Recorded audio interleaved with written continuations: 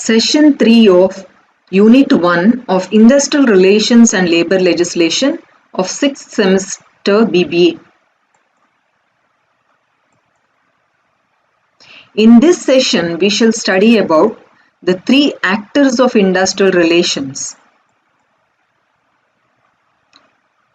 Actors in industrial relations: employers and employers association, workers and their association which is called as trade union, and government which belongs to the society as the industries are undertaken. So government lays rules, regulations, restrictions so that there is the well-being of the society and the public, no harm to the society, and also the government interferes in the matters of the employers and the workers so that there are no strikes or unfair trade regulations, all this. So industrial relations consists of three actors.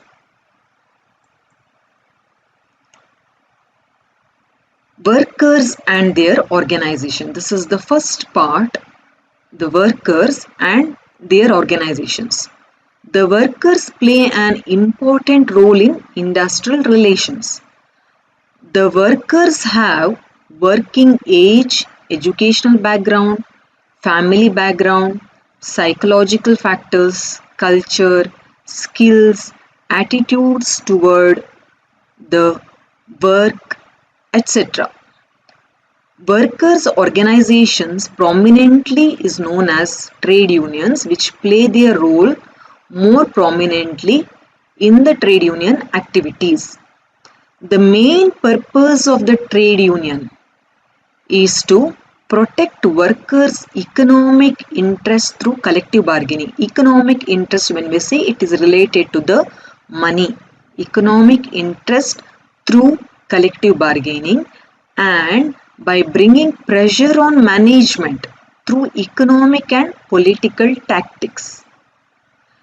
Trade unions have certain factors like leadership role, finance matters, and the activities.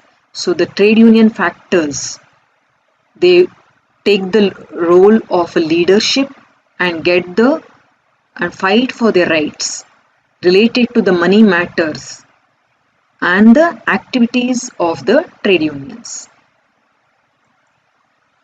The second actor is the employers and their organization. Employer is a crucial factor in industrial relation. Employers employ workers or employees. They pay the wages and other allowances. They regulate the working relations through various rules, regulations, and by enforcing labor laws. Employers expect the worker to follow the rules and regulations and laws, and also expect them to contribute their resources to the maximum.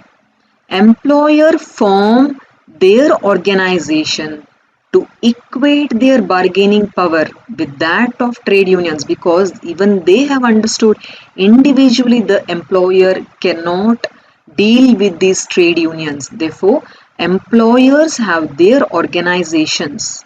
Employers' organizations protect the interest of the employer, forcing the trade unions and the government.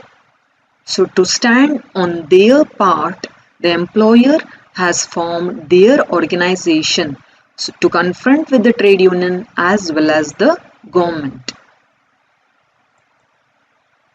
The third actor in the industrial relations is the government.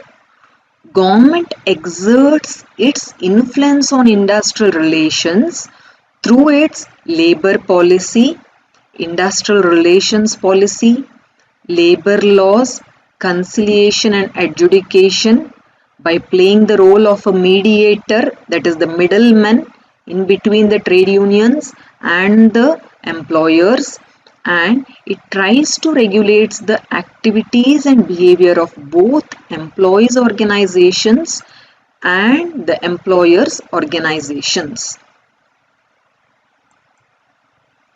References: